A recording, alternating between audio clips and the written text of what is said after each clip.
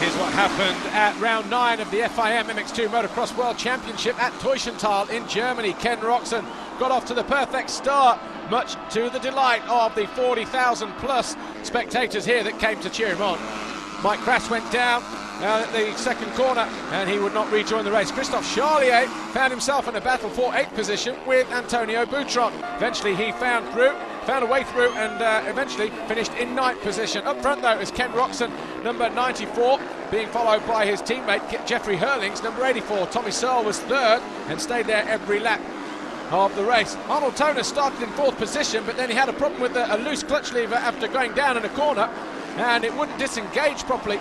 So in the end, it was Gauthier Paulin who found a way past into 4th position.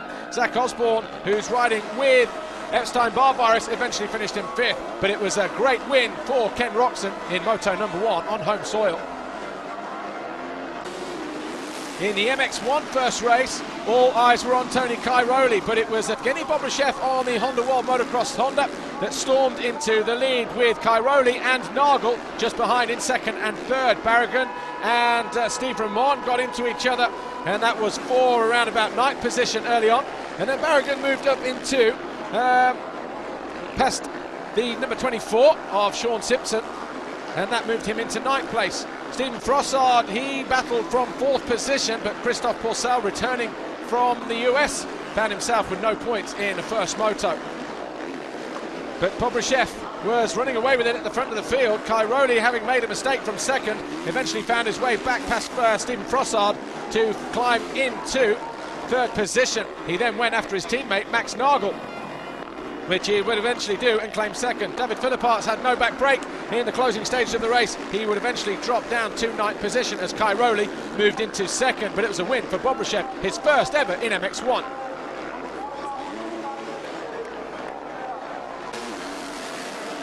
In MX2, race 2, Ken Roczen got off to another good start, closely followed by the number 21 of Gauthier Paulin and Tommy Searle, who lost a couple of positions going through the first turn.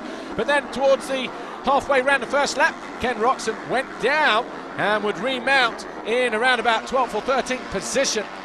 That handed the lead to the 21 of Gauthier Paulin.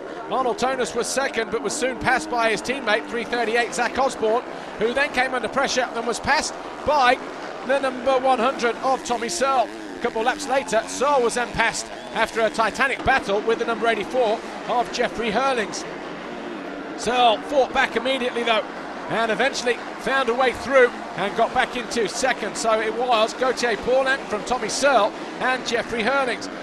Just after the halfway stage, Ken Roczen found a way to close down his teammate, number 84 Hurlings, and then he moved into 3rd place. And that would be enough to win the Grand Prix, but it was a win for Paulin. The final race of the day, MX1 race 2. And once again, Tony Cairoli got a good start with Evgeny Bobryshev, the winner from Moto number 1, close behind in 2nd place. But about 4 corners later, Cairoli went wide, and that allowed the Russian through into the lead. At the start of lap 2, Cairoli tried to make a move on the Russian, but made a mistake and went down after hitting the rear wheel. Clement de Sal started in 5th position, and then he had Cairoli to battle with, who started to fight his way through past Rui Gonçalves for 3rd position. And then eventually his teammate in probably the move of the day, when he went from one side of the track to the other and squared off his teammate and moved into 2nd position. He then set about Evgeny Bobryshev, who had amassed around about a 7-second advantage at the head of the field. Clement de Sal then went through on Max Nagel to go 3rd in the race. And on the final lap, this is how close it was between Cairoli and Bobryshev. Cairoli just ran in a bit too hot, but it was an overall victory.